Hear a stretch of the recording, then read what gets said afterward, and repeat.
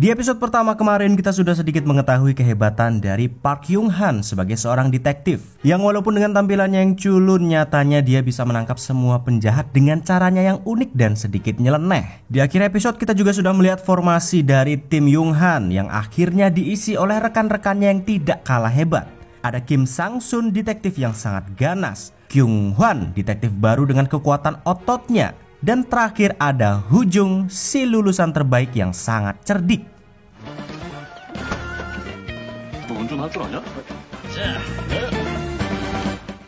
Dan untuk episode kali ini petualangan Park Hyung Han dengan timnya akan sedikit lebih serius dan menegangkan. Dimana pada tahun itu ada sekelompok perampok yang membobol bank dengan sangat brutalnya. Aksi mereka terbilang sangat profesional, mencari manajer bank tersebut dan memintanya membuka brankas. Dan setiap kali mereka berhasil membawa semua uang-uang itu, di bagian akhir pasti mereka selalu membunuh satpam yang berjaga di sana, padahal mereka tidak melawan.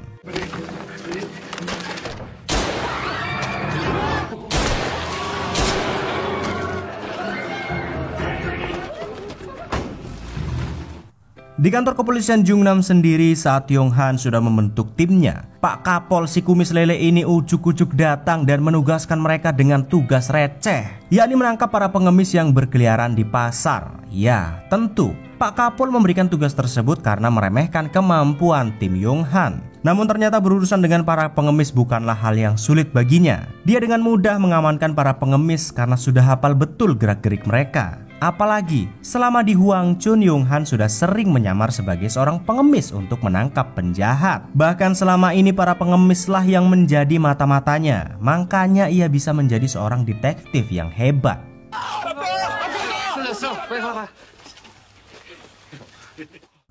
Setelah urusan pengemis kelar, mereka pun mampir ke toko kue beras si nenek sambil ngobrol-ngobrol sejenak. Namun siapa sangka obrolan mereka malah berlarut-larut sampai sore karena cerita Hu Jung yang sangat menarik. Dia bercerita tentang motivasinya menjadi seorang polisi adalah karena dia mengidolakan seorang sheriff yang bernama Frank Hammer. Saking serunya cerita Hu Jung, tanpa disadari ternyata Hyung Han melupakan janjinya dengan Hiju, yakni nonton bioskop berdua. Dan karena Hyung Han yang tak kunjung nongol, Hiju yang sudah menunggunya dari sore sampai malam pun akhirnya pulang dengan rasa kesal.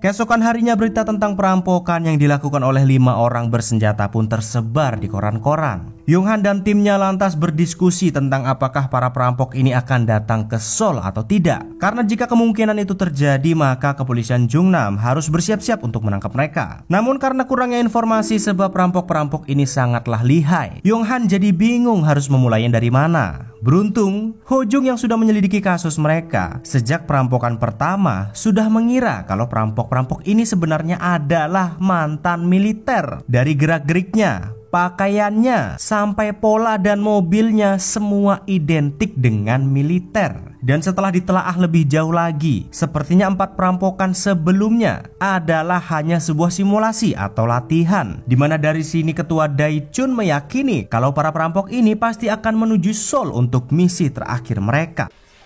종합해 보면 서울이 진짜 작전지라는 거네. Namun saat tim unit 1 sudah yakin betul kalau para perampok ini akan menuju Seoul, si Kapol kumis lele malah ngeyel saat diberitahukan harus waspada dan berjaga-jaga di setiap penjuru kota. Bukannya mendengarkan ketua Daichun, si Kapol gemblung ini malah lebih memprioritaskan pertemuan para gangster yang akan segera diadakan esok lusa. Tentu ia lebih mementingkan pengawalan para gangster karena sudah mendapatkan sogokan selama bertahun-tahun. 사서 걱정을 왜 하냐고 딱히 근거도 이상! 어딜 털면 좋을까? 세은행. Sambil menunggu arahan ketua Daichun, Hyung Han yang masih kepikiran dengan Hiju lantas pergi ke toko buku untuk meminta maaf kepadanya. Namun saat Hyung Han menghampirinya, Hiju malah ketus sok-sok judes, lambene mencla-mencle sok nggak mau maafin, yang padahal dia kesemsem ngeliat Yonghan berdiri tegak di hadapannya dengan setelan rapi. Namun walaupun diketusin terus, pada akhirnya Hiju luluh juga saat Yonghan kekeh mau minta maaf. Dan pada akhirnya mereka pun berbaikan jalan berdua sambil memadu kasih.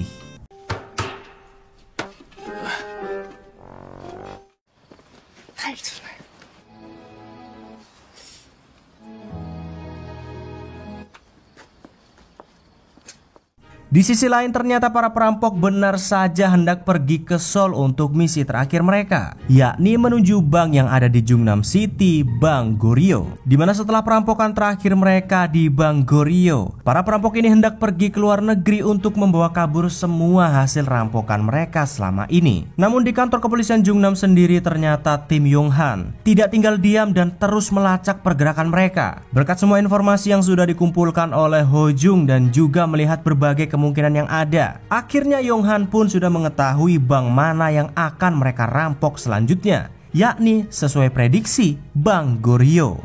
그럼 일단 눈부터 깔아놓자.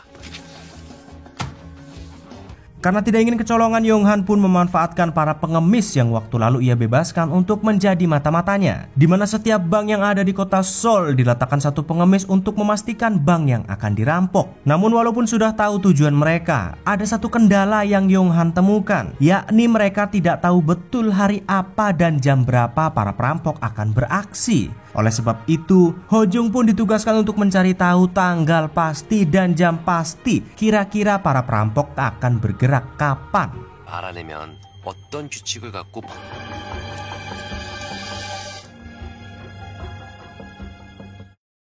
Hingga beberapa hari kemudian akhirnya salah satu pengemis melihat ciri-ciri para perampok yang ditunjukkan kepada mereka nongol di Bank Goryeo. Si pengemis pun buru-buru segera memberitahukannya kepada Yonghan tentang kedatangan mereka. Di hari yang sama akhirnya setelah sekian hari menyelidiki setiap gerak-gerik tanpa mandi sekalipun, si Ho Jung juga sudah mengetahui kapan tepatnya para perampok akan beraksi, yakni pada saat para kepolisian Jungnam sibuk untuk mengawal pertemuan para gangster esok lusa, tepatnya jam 11 pagi. 예, 맞습니다. 가만 있어봐. Karena sudah mengetahui hari dan jam pastinya, Ketua Daechun dan Yonghan pun segera melaporkannya kepada Pak Kapol Kumis Lele. Namun lagi-lagi si Pak Kapol malah tidak mau mendengarkan mereka dan lebih mengutamakan pengamanan para gangster. 허장님, 시민들의 재산이 위태로가. 꺼져 이제. Keesokan harinya, Kim yang sudah bersiap-siap menunggu kedatangan para perampok bekerja sama dengan para pegawai bank dan menyamar sebagai satpam. Di sisi lain, karena hari itu bertepatan dengan pengawalan para gangster, Yonghan dan timnya agak kesulitan untuk menangani para perampok yang akan datang karena harus mematuhi si Kapol Kumis Lele. Setelah semua tim pengawalan pergi, Senpi pun disiapkan sebelum mereka berhadapan langsung dengan para perampok. Namun ternyata sayang, tim unit 1 berhasil memergoki mereka yang hendak kabur diam-diam. 어디 전쟁 났어? 불응시 발포하라는 서장님 명령.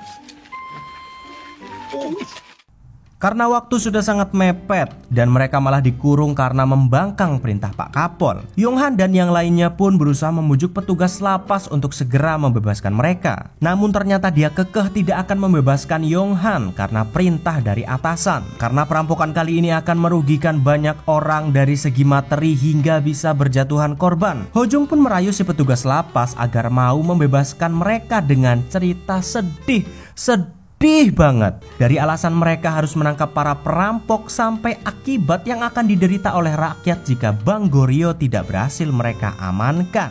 Dan akhirnya si petugas lapas pun luluh, malah mewek pula. 털릴지 모르는 사람들 위해서 가는 거란 말입니다. 하루하루 먹고 사는 사람들은 사람이 Sementara di Bank Goryeo sendiri, Kim Sang-sun sudah sangat keringet dingin karena Yonghan dan yang lainnya tidak kunjung muncul. Padahal waktu sudah menunjukkan jam 11 tepat. Nasnya kebetulan di saat yang sama saat perampok sudah mulai bergerak, Hiju malah tiba-tiba berada di bank tersebut karena hendak menarik tunai. Yang akhirnya keadaan pun sudah di luar rencana Yonghan. 죄송해요. 저도 오늘 꼭 보내야 돼서. Setelah berhasil masuk ke dalam bank seperti simulasi sebelumnya, mereka berusaha mencari sang manajer untuk membuka brankas. Si karyawan pun menunjukkannya, tapi sayang, sang manajer ternyata sudah pingsan duluan di kantornya. Rupa-rupanya sebelum para perampok datang, Kim sudah mengantisipasi hal tersebut dan memberikan obat tidur kepada sang manajer untuk mengulur waktu para perampok. Akhirnya rencana itu pun berhasil sehingga Yong Han dan yang lainnya bisa menyusul dan mengamankan satu perampok yang menunggu di mobil.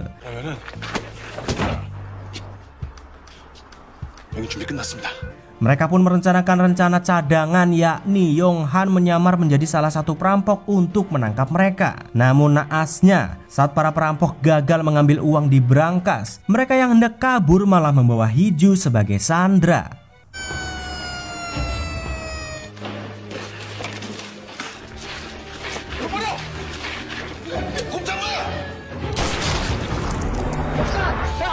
Sambil terus menyamar sebagai salah satu rekan mereka, Yong Han memberikan aba-aba kepada Hiju untuk bersiap-siap saat mereka nanti tiba di gerbang keluar Jungnam. Karena ternyata Yong Han hendak membawa mereka langsung ke kantor polisi. Kim dan yang lainnya pun berusaha mengejar mereka dari belakang walaupun agak sedikit kesulitan karena ditembaki oleh salah satu perampok. Keadaan pun makin kacau sebab Yong Han sudah ketahuan kalau dia bukanlah rekan mereka. Namun beruntungnya Hiju bisa mengambil alih situasi, berakting dan berpura-pura gila sampai para perampok kebingungan dan akhirnya mereka tepat tiba di kantor polisi Jungnam dan berhasil meringkus para perampok tersebut.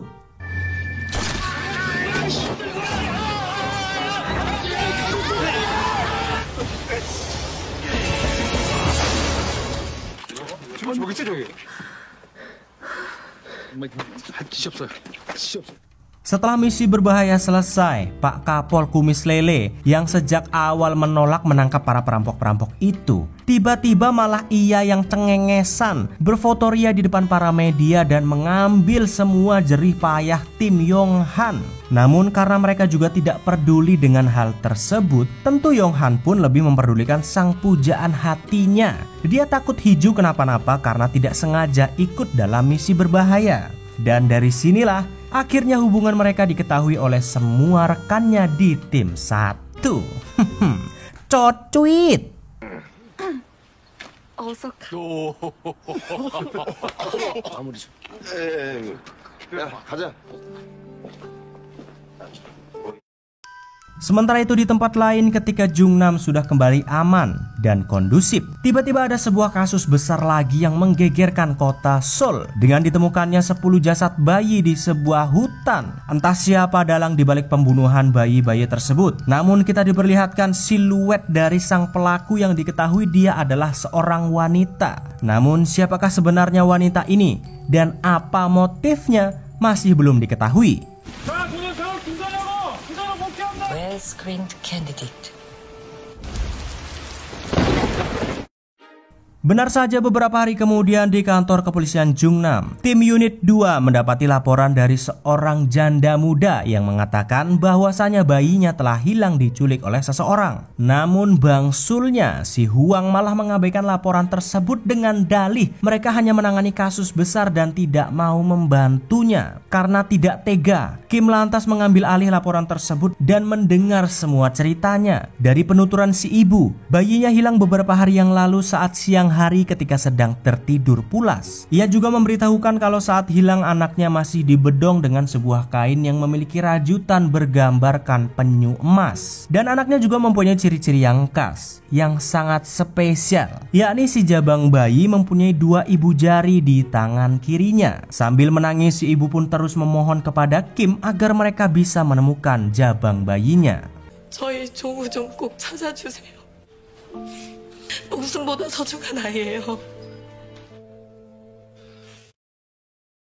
Sementara di rumah sakit forensik ketika 10 jasad bayi itu sedang diotopsi, tiba-tiba gerombolan polisi dari daerah sektor Hoyang menggeruduk mereka dan memaksa para dokter untuk mau menyerahkan ke 10 jasad bayi tersebut. Walaupun pemeriksaan temuan kasus ini di bawah pengawasan langsung dari polisi militer, nyatanya para polisi Hoyang tidak peduli, lantas meminta para dokter untuk tutup mulut dan tidak boleh membocorkan kasus bayi-bayi ini ke publik. Entah apa alasan mereka melakukan hal tersebut, namun Namun tentu saja kasus sebesar itu pastinya akan otomatis bocor dan tersebar di koran-koran. 무연고자로 사인 불분명. 그중 한 Yonghan dan yang lainnya ketika melihatnya dan mengetahui para polisi Hoyang mengambil alih paksa kasus bayi-bayi ini, mereka pun mendatangi kepolisian Hoyang untuk mengkonfirmasi. Namun saat ditanya baik-baik oleh Kim, mereka malah dengan remehnya mengatakan tidak peduli dengan para jasad-jasad bayi itu. Yang akhirnya emosi Kim Sang-sun pun tersulut setelah mendengarnya. 고아들이 무슨 지푸라기냐? 어? 당연히 그렇게 해야죠. Karena mencurigai para polisi Hoyang ada kaitannya dengan kasus bayi-bayi ini, Hojung dan Kyung diminta untuk mencari dokter yang menangani kasus bayi-bayi ini sejak awal di kepolisian militer. Namun ternyata mereka tidak bisa menemukan sang dokter karena tiba-tiba ia sudah dipindah tugaskan di tempat yang jauh. Sementara itu Yonghan dan Kim sendiri pergi ke panti asuhan Rumah Malaikat karena rumornya bayi-bayi itu berasal dari panti asuhan ini. Dan jelas saja sang pemilik panti asuhan yang dipanggil Audrey Ko ini, kalau dilihat-lihat sekilas dari siluet di awal kasus terjadi, memang dialah yang pada saat itu sedang menelpon seseorang untuk memperjualbelikan bayi-bayi di panti asuhannya. Karena indera penciuman Kim sangatlah tajam, ia pun langsung memberi pertanyaan yang begitu menusuk kepada Audrey kalau wanita ini adalah dalang di balik tewasnya 10 bayi. Namun ternyata Kim sudah salah melangkah karena langsung menyerangnya. Sebab si Audrey ini ternyata orang penting dan punya koneksi dengan pejabat setempat. Karena tidak terima dituduh terang-terangan oleh Kim, ia pun murka dan mengancam akan menuntut mereka agar segera dipecat oleh kepolisian Jungnam. 그냥 여쭤보는 겁니다. 이런 말까지는 안 하려고 했는데 아니요, 그게 아니라요. 내가 당신들 상관한테 직접 Setelah melihat Kim yang gegabah dan sangat emosional di kasus kali ini, Yonghan pun bertanya kenapa dia sampai melakukan semua itu. Ternyata Kim begitu emosional tentang bayi-bayi tersebut karena dia sendiri rupa-rupanya juga seorang yatim piatu yang berasal dari panti asuhan. Jadi ya sudah tentu Kim merasakan ikatan batin terhadap anak-anak di sana. Apalagi saat mereka hendak pulang, di belakang panti asuhan ada seorang anak yang sedang menangis terseduh-seduh. Kim yang prihatin lantas mencoba menghampirinya dan bertanya kenapa ia menangis. Namun tak kenapa anak itu malah tiba-tiba lari seperti ketakutan dan tidak mau bercerita tentang apa yang terjadi kepadanya. 혹시 어디 아프니? 아닙니다. 때린 사람 없습니다. 괜찮습니다. Sekembalinya ke kantor, Yonghan lantas menceritakan semua temuannya kepada ketua Daechun. Ternyata ketua Daechun sendiri mengenal Audrey Ko, sang pemilik panti asuhan. Nama asli dari Audrey adalah Ko Gyum-ja, dan sejak dahulu memang dia dikenal suka menjual anak-anak dari panti asuhan. Ko Gyum-ja juga diketahui dahulu adalah seorang pengkhianat Korea yang bersekongkol dengan kekaisaran Jepang. Namun informasi ini tidak membantu apa-apa untuk penyelidikan karena mereka harus mencari sang dokter yang sudah dipindah tugaskan terlebih dahulu untuk mengetahui benar atau tidaknya Ko Gyum-ja telah menculik dan membunuh semua bayi-bayi itu. 직접 하지는 않았을 텐데.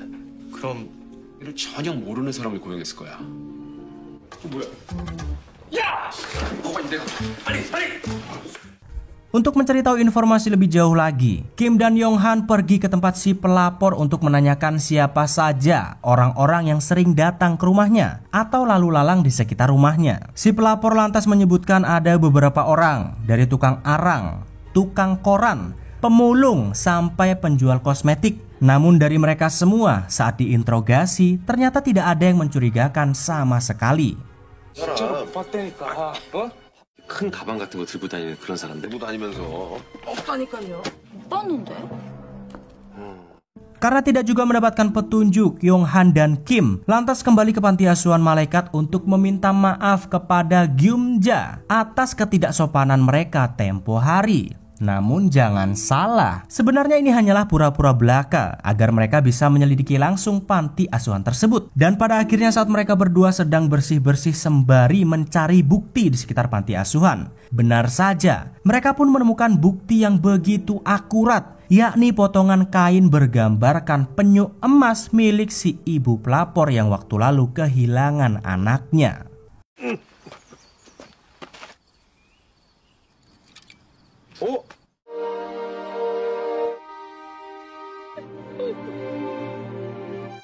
죄송합니다.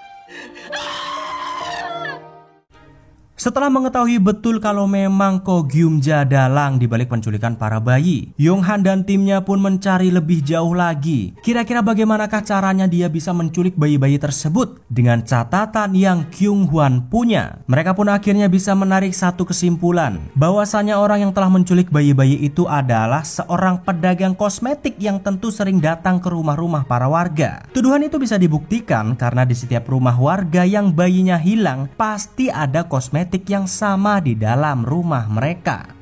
라브론이라고. 수상하고 이상한 사람이요? 이제 아줌마들은 큰 가방을 들고 다녀.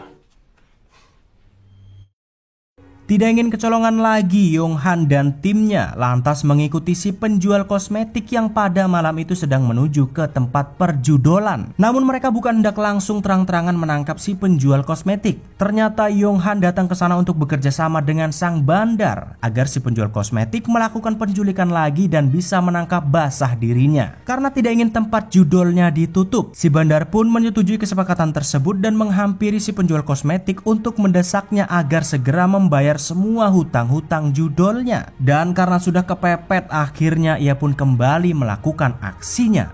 잔말 말고 내일까지 20만 원 갚아. Keesokan harinya Yong-han dan yang lainnya mencoba mengikuti si penjual kosmetik untuk bisa menangkapnya. Benar saja, ternyata ia sudah tahu betul rutinitas para korbannya saat ia hendak menculik bayi tersebut agar tidak ketahuan. Sambil terus diam-diam mengikuti si penjual kosmetik, di persimpangan gang tiba-tiba ada seorang pelaku lainnya alias si penampung bayi tersebut datang untuk menjemputnya. Yong-han pun buru-buru mengejar mereka. Namun sayang, si penampung bayi berhasil kabur dan hanya bisa menangkap si penjual kosmetik.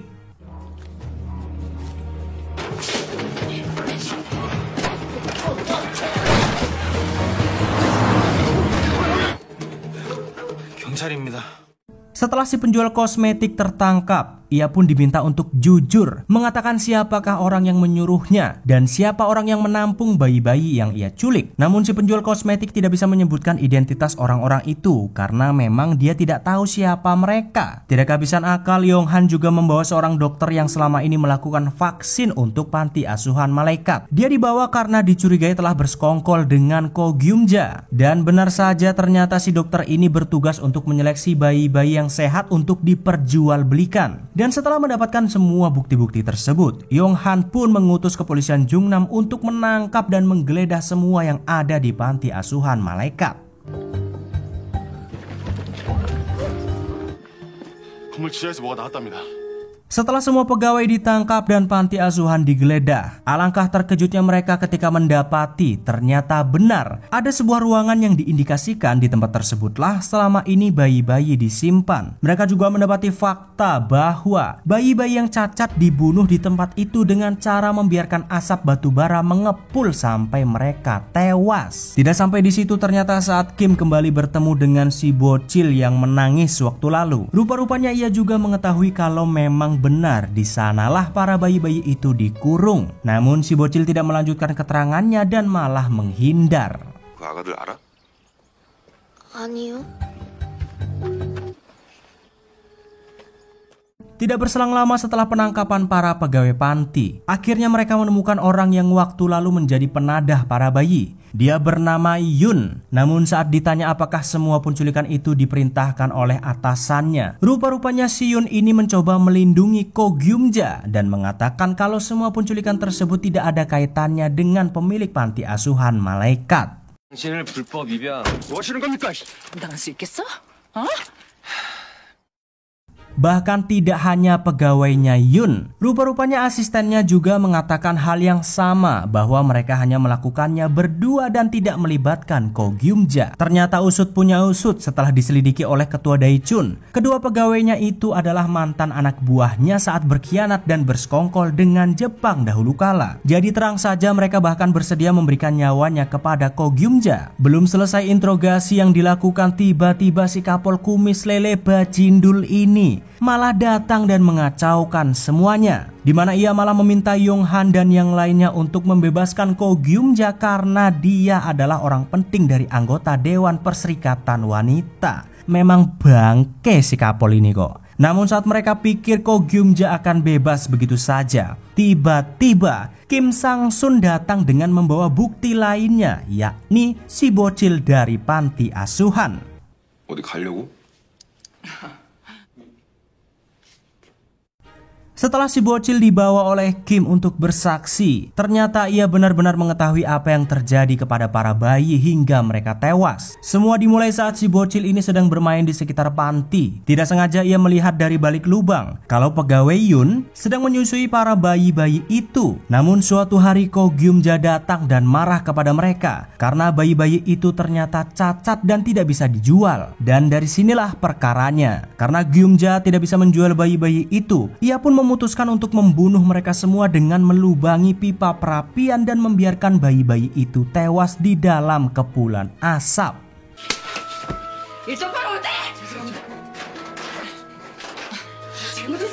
Namun setelah si bocil menceritakan semuanya, ternyata Ko Gyum-ja masih mau mengelak dan tidak mau mengakui perbuatannya. Hingga pada akhirnya si bocil pun tiba-tiba teringat kalau di saat hendak membunuh para bayi itu, Gyum-ja sempat terluka di tangan kirinya saat hendak melubangi pipa perapian. Karena tidak bisa mengelak lagi, ketua serikat wanita yang kebetulan ada di sana pun mendesak Ko Gyum-ja untuk melepaskan sarung tangannya. Dan pada akhirnya semua pun terbukti bahwa Ko Gyum-ja adalah dalang dibalik penculikan dan pembunuhan para bayi-bayi itu. 손 줘봐요. 결백하다면 증명해야 되지 않겠습니까? 아니 제가 이거는 너 내가 가만했잖아.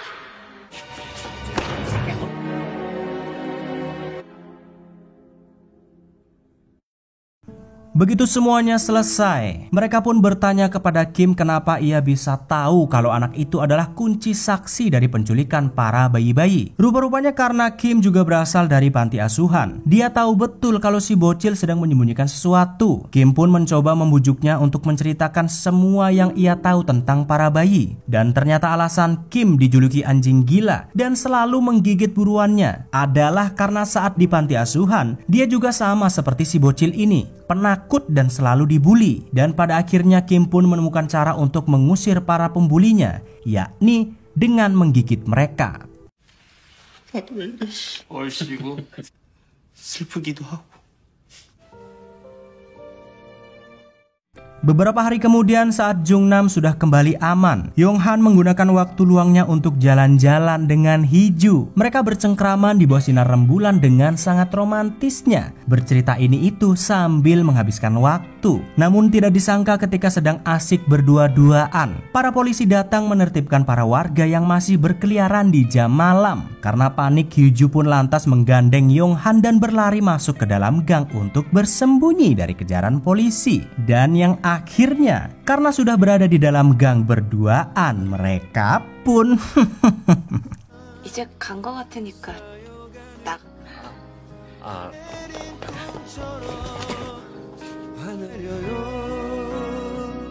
Maaf, sensor. Takutnya ada anak kecil yang lagi nonton guys. Gak pantes, ora ilok. Di tempat lain saat Jungnam baru saja kembali damai, tiba-tiba ada sebuah pembunuhan yang tidak diketahui siapa pelakunya dan apa penyebabnya. Dimana tentu pembunuhan yang sangat brutal ini pastinya akan menggegerkan para warga Jungnam dan kembali membuat Yong-han dan timnya sibuk. Jadi kira-kira bagaimanakah Yong-han dan timnya akan menangani kasus ini? Mari kita saksikan di episode selanjutnya. Lagi-lagi tak bosan-bosannya aku memberitahukan, drama ini masih ongoing dan baru sampai di episode 6 dari total 12 episode. Jadi mohon bersabar. Kalau sudah up episode selanjutnya pasti langsung tak review. Makanya biar kalian gak ketinggalan, coba itu tombol subrek di bawah itu, coba itu dipencet dulu, dipencet. Yuk dipencet 1, 2, 3, mak celeng. Nah wes, tombol like-nya juga jangan lupa dipencet biar video ini makin rame dan kalian gak ketinggalan updatean episode terbaru besok. Dan satu lagi, sebenarnya dari episode awal, Yonghan juga mempunyai masa lalu kelam yang belum terungkap, di mana dia pernah dipaksa untuk membunuh para warga saat ada di pelatihan militer. Dan kejadian itu pun menjadi trauma terbesarnya sampai saat ini. Namun, apakah sebenarnya yang terjadi pada hari itu? Yo, embuhlah. Mari kita tunggu saja di cerita selanjutnya.